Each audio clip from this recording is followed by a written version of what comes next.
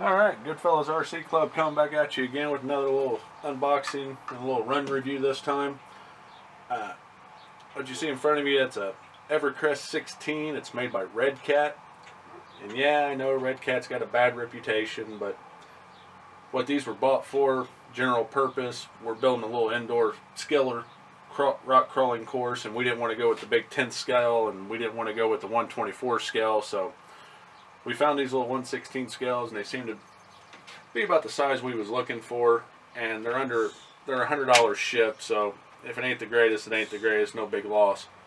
Give you an idea of the size here, we're looking at right at 12 and a quarter inches front of the wheel to the back of the wheel, which is pretty much even with the bumpers.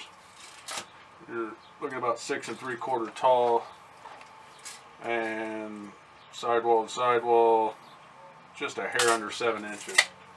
So it's not a very big car or crawler, it's kind of little, but it has some pretty nice features with it, I think, for what we paid for them. We got 2 of these, there's another one sitting over there. It's got decent tires on it. They're not, I don't feel any foam in there, so they're just running air filled, just your regular tire with no foam. They are kind of soft and grippy. I think they're going to do pretty well on the rocks and stuff, and probably squish down and really dig in pretty good. So we'll get this body off here, which the body feels kind of stiff. I'm almost scared it's too stiff and may crack, but I guess time will tell on that one. Typical electronics, you got a 25 amp ESC here. It's got a sticker on it that says waterproof. I'm not getting this thing wet because the receiver sitting out in the open right here. Speaking of the receiver, you get your standard flash guy, Andromeda, axial style controller, your functions, your reverse and forwards, and everything under the button. One thing I do not like, it does take 8 AA, so it's a pretty heavy little controller with those 8 AA's in it. Wheel's a little bouncy, which is fine. I'm not using it anyways. I'm going to switch it over to my Spectrum. Couple things that came in the box with it. You get a bind plug, which is good. I always need extra bind plugs. I'm always losing them. Came with an antenna tube. Why, I have no idea. I'm not planning on driving this 300 feet from me. It'll be right beside me most of the time. So I just went ahead and just wrapped the antenna up and the wires up here and called it good. You get a Redcat Electric Vehicles Instruction Manual, which is, I guess, okay. Because I'm looking at this as looking over how to unbox your vehicle. It tells you a little bit about electric motors, and it's just a lot of real basic stuff.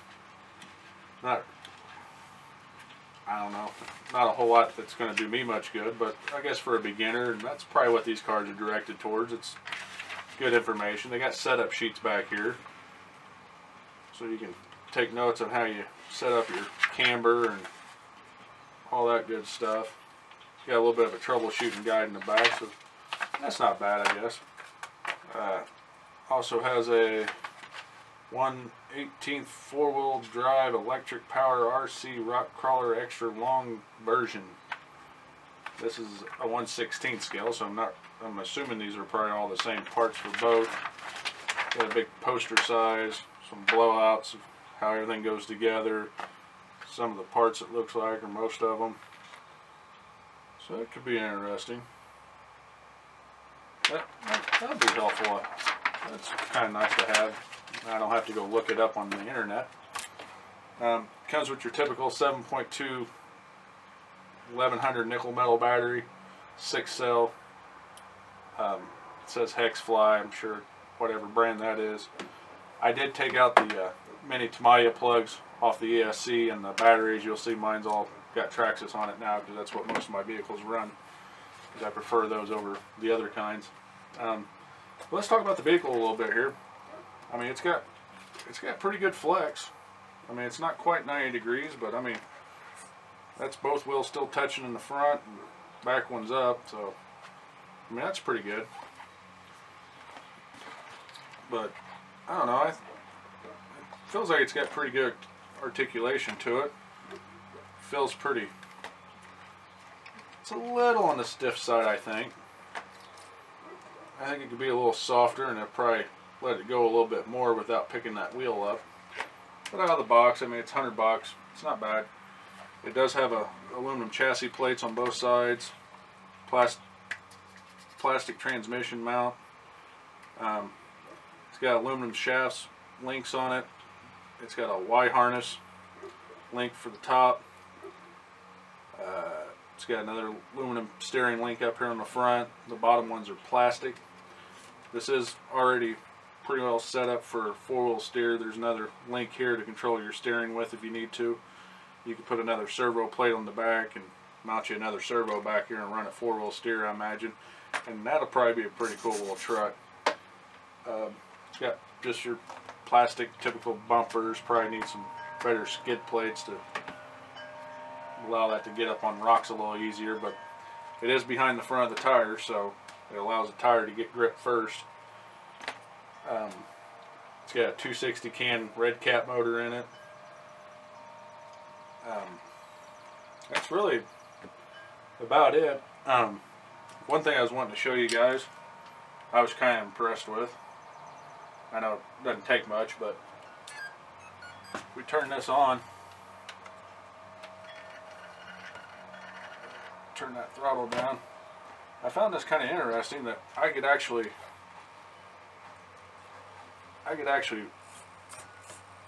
it will lift its own weight with its steering. So I found that kind of interesting that they put a strong enough servo in there to do that. There's a lot of times that you get one of those real weak servos, but this one doesn't seem to be too bad. I mean, it'll push off my hand, walk itself across the table. So I'm pretty happy with that. I don't know how long the steering servo is going to last. It's probably plastic geared, and who knows. Overall, I like the look of it. It's about what I expected. It's, again, $100. We'll get this back together, and I'm going to take her out and throw her on some rocks or some logs or something and just kind of see how she behaves. Maybe shoot a little video of it, and we'll get back at you. Alright, good fellas. I ain't got much for rocks around here, but I got a whole wood pile stack here. It'd be good enough to test this little guy out on and see if it's going to do what we want. And then we'll get it on the inside course when we get it all finished up. Maybe do another little video later on it. Or if I get around a rock pile sometime soon, I may put it on it and see what it'll do on those.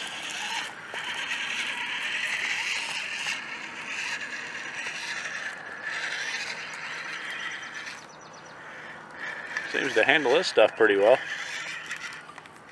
Definitely got to get some wheel weights in that. Loosen that suspension up a little bit so that wheel will stay down. Got a little chassis torque. I'm guessing from the motor being on that one side. Really wants to torque that chassis over. Seems to do pretty good on this stuff though.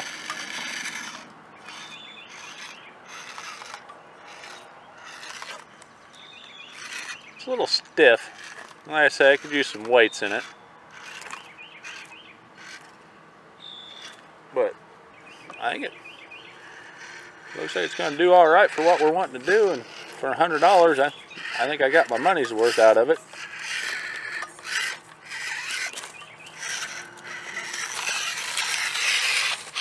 Not fast, that's for sure.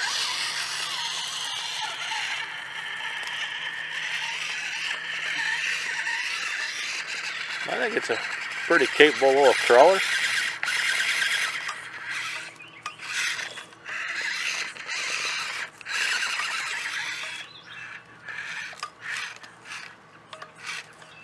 I think it could use a stronger servo, so when I weight the tires, I'm definitely going to have a stronger servo in there.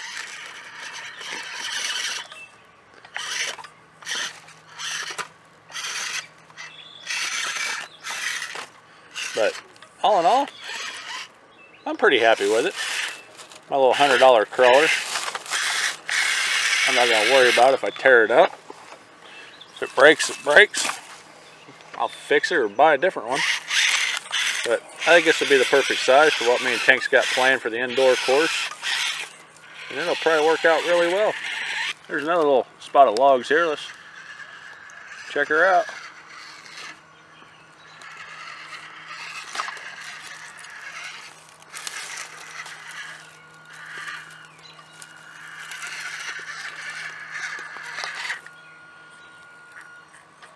Seems to behave pretty well.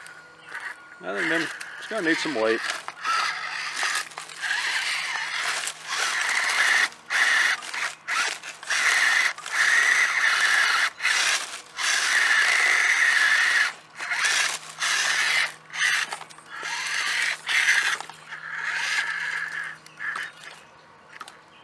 It's a pretty good flex right there. Woo. And I'm going to lose it. Yep. That wasn't too bad. I mean,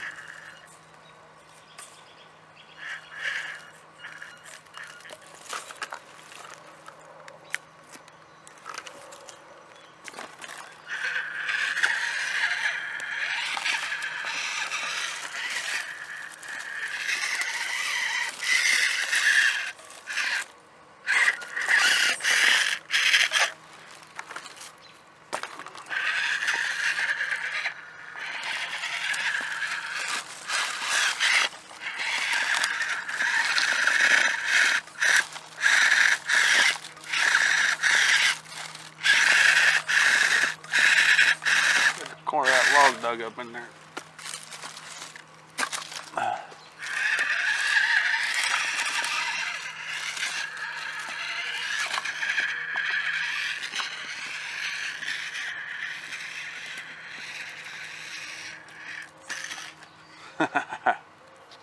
Alright, quick little wrap up here on this little Redcat Everest16.